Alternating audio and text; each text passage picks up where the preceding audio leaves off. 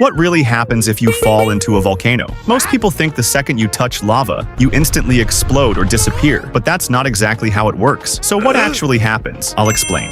If you don't want this happening to you, tap like, hit subscribe, share this fast, and drop a heart. Here's the shocking part. Lava is extremely dense and thick, much thicker than water. In many cases, you wouldn't sink like in quicksand. You'd likely land on the surface briefly, but that doesn't save you. The intense heat would cause catastrophic burns within seconds. Your clothing could ignite. The air around the lava is filled with toxic volcanic gases like sulfur dioxide, which can damage your lungs instantly. Volcanoes are powerful and deadly, long before you ever touch the lava.